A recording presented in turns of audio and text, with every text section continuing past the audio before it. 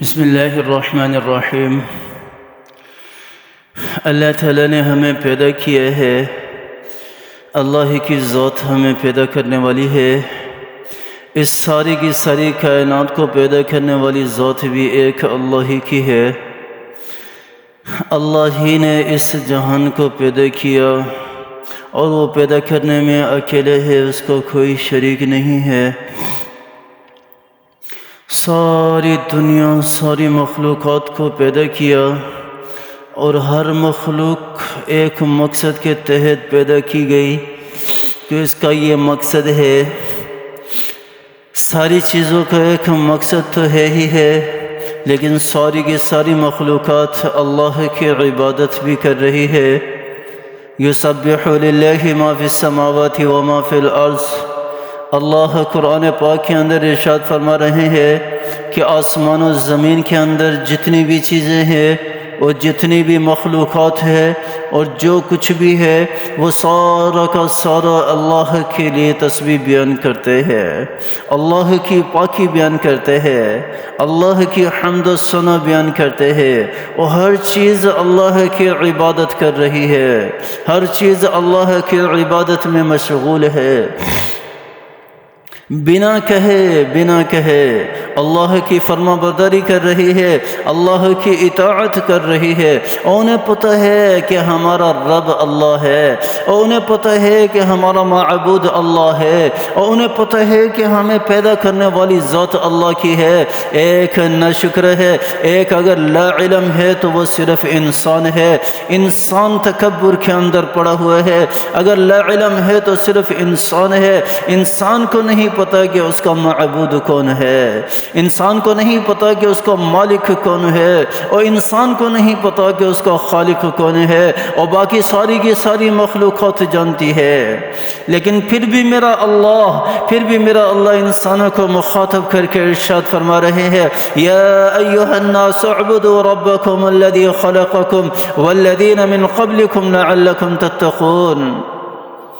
اے لوگو ایسے رب کی عبادت کرو جس نے تمہیں پیدا کیا ہے، اور جس نے تمہیں پیدا کیا ہے، اور جو تمہیں بھی پیدا کرنے والا ہے، اور تم سے پہلوں کو بھی پیدا کرنے والا ہے۔ عبادت کرو اس رب کی عبادت کرو، اس اللہ کی عبادت کرو جس نے سارے جہانوں کو بنایا ہے، اور اتنا پیارا جہان بنایا۔ یہ دنیا اتنی خوبصورت ہے، اور جنت اللہ نے کتنی خوبصورت بنائی ہوگی۔ اے دنیا اتنی مزین ہے، اور جو آزمائش کا گھر ہے، جو اعمال کا گھر ہے، اور جہاں ہم نے اعمال کر کے آخرت میں جانا ہے، اور جہاں ہم نے عمل کر کے آخرت کی منزلیں طے کرنی ہے۔ اور اس جگہ کو اللہ تعالیٰ نے اتنا خوبصورت بنا دیا کہ اس جگہ میں آنے کے بعد ہر بندہ کہتا ہے کہ میرا سب کچھ یہی ہے، حالانکہ ہمارا سب کچھ یہی نہیں ہے۔ اور اس آخرت کے بارے میں تو سوچے ذرا کہ اللہ تعالیٰ نے آخرت میں جنت کو کیسا بنایا ہوگا، کیسا مزین کیا ہوگا جنت کو اللہ تعالیٰ نے۔ اور اس کے لیے عبادت کرے نا، اور کیا ہے ہماری عبادت ہے؟ اور ہم تو نماز کے لیے بھی نہیں آتے۔ اور کتنے مسلمان ہیں، اور سردیوں کے اندر مساجدوں کی صفیں ہی خالی ہونا شروع ہو جاتی ہیں، اور جس مسجد میں پانی گرم نہ ہونا، وہاں کے نمازی ہی کم ہو جاتے ہیں، اور اللہ تعالیٰ نے تو ارشاد فرمایا قرآن پاک کے اندر، حافظوا علی الصلوات والصلاة الوسطی، او اپنے نمازوں کی حفاظت کرو، اور خاص کر درمیان والی نماز کی حفاظت کرو۔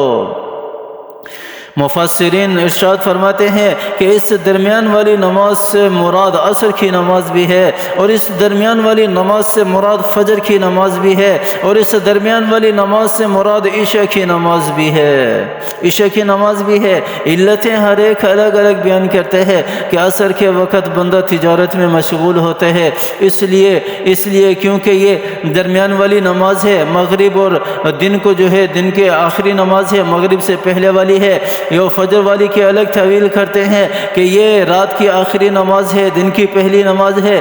عشاء کی الگ تعویل کرتے ہیں کہ رات کی آخری، دن کی آخری ہے، رات کی پہلی ہے۔ جیسا بھی ہے، لیکن میرے اللہ نے ساری نمازوں کے بارے میں ارشاد فرمایا، حافظوا علی الصلوات، حافظوا علی الصلوات، اے میرے بندو، اے مجھ پر ایمان لانے والو، اپنی نمازوں کی حفاظت کرو، اپنے نمازوں کی حفاظت کرو۔ کیوں حفاظت کریں؟ کس لیے حفاظت کریں؟ اللہ تعالیٰ نے جو سب سے بڑا گناہ ہے، جس گناہ کے بارے میں اللہ تعالیٰ ارشاد فرماتے ہیں کہ میں کبھی اس گناہ کرنے والے کی مغفرت نہیں کروں گا، وہ کون سا گناہ ہے؟ ان اللہ لا یغفر ان یشرک بہ ویغفر ما دون ذلک لمن یشاء۔ اللہ تعالیٰ فرما رہے ہیں کہ جو شرک کرنے والا ہے نا، وہ اس شرک کرنے والے کی میں کبھی مغفرت نہیں کروں گا۔ ایسے گناہ کے بارے میں اللہ تعالیٰ فرما رہے ہیں، اقیموا الصلاۃ ولا تکونوا من المشرکین، تم نماز پڑھتے رہو گے نا، شرک سے بچتے رہو گے، شرک سے بچتے رہو گے۔ وَلَا تَكُونُوا مِنَ الْمُشْرِكِينَ کے اندر اشارہ اسی بات کی طرف ہے کہ نماز تمہیں شرک سے بچائے رکھے گی۔ آپ صلی اللہ علیہ وسلم کی حدیث ہے نا، الصلاة عماد الدین ومن اقامها اقام الدین ومن هدمها هدم الدین، کہ یہ نماز دین کا ستون ہے، ستون ہے، ستون ہے، اور جس نے نماز کی حفاظت کر لی اس نے اپنے دین کی حفاظت کر لی، اور جس نے نماز کی حفاظت نہیں کی اس نے اپنے دین کی بھی حفاظت نہیں کی، اور جس نے نماز کو گرا دیا، ختم کر دیا، اس نے اپنے دین کو بھی ختم کر دیا۔ اور دین کس سے ختم ہوتا ہے؟ شرک سے ختم ہوتا ہے، شرک سے ختم ہوتا ہے۔ باقی گناہ کرنے سے دین ختم نہیں ہوتا، اسلام ختم نہیں ہوتا، اور جب کسی اور کو اللہ کے ساتھ شریک ٹھہرائے نا، اور پھر دین ختم ہوتا ہے، اور پھر دین ختم ہوتا ہے، اور پھر ایمان ختم ہوتا ہے۔ تو اللہ تعالیٰ نے کیا ارشاد فرمایا؟ اقیموا الصلاۃ ولا تکونوا من المشرکین، اور تم نماز پڑھتے رہو، شرک سے تمہاری حفاظت خود بخود ہوتی رہے گی۔ حافظوا علی الصلوات والصلاۃ الوسطی، اپنے نمازوں کی حفاظت کرو، اپنے نمازوں کی حفاظت کرو۔ کیوں حفاظت کریں؟ اللہ تعالیٰ نے ارشاد فرمایا دوسری آیت کے اندر، ان الصلاۃ تنہی عن الفحشاء والمنکر والبغی۔ اللہ تعالیٰ کیا فرما رہے ہیں کہ نماز کی حفاظت کرو، اور یہ نماز ہی ہے جو تمہیں گناہوں سے بچا سکتی ہے، اور یہ نماز ہی ہے جو تمہیں جھوٹ بولنے سے بچا سکتی ہے، اور یہ نماز ہی تو ہے جو تمہیں خیانت کرنے سے بچا سکتی ہے، اور کینہ، بغض، عداوتیں، اور جتنی بھی برائیاں ہیں، جتنی بھی برائیاں ہیں، جتنی بھی سرکشیاں ہیں، اور جتنی بھی بغاوتیں ہیں، اور ان ساری کی ساری برائیوں سے اللہ تعالیٰ کہہ رہے ہیں کہ یہ نماز تمہیں بچا سکتی ہے۔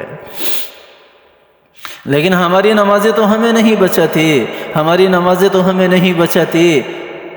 کیا قرآن جھوٹ بول رہا ہے؟ نعوذ باللہ، قرآن جھوٹ نہیں بول رہا، اور قرآن سچ کہہ رہا ہے، لیکن ہماری عبادت کے اندر غفلت ہے، ہماری عبادت کے اندر غفلت ہے۔ آؤ ذرا میرے نبی کی حدیث تو دیکھو، اور میرے نبی نے کیا ارشاد فرمایا؟ ان تعبد اللہ کأنک تراہ فإن لم یکن یراہ فہو یراک، اور اللہ کی عبادت اس طرح کرو گویا کہ عبادت کرنے والا اللہ کی ذات کو دیکھ رہا ہے۔ اور ہم تو یہاں پہلی صف میں کھڑے ہوتے تو ہمارا ذہن پتہ نہیں کہاں منتشر ہوا ہوتا ہے، اور پتہ نہیں کتنے مقروض ہوتے ہیں جن سے قرضہ لینا ہوتا ہے یا دینا ہوتا ہے، وہ سارے کے سارے ذہن میں آ رہے ہوتے ہیں، نماز کا تو پتہ ہی نہیں ہوتا ہے۔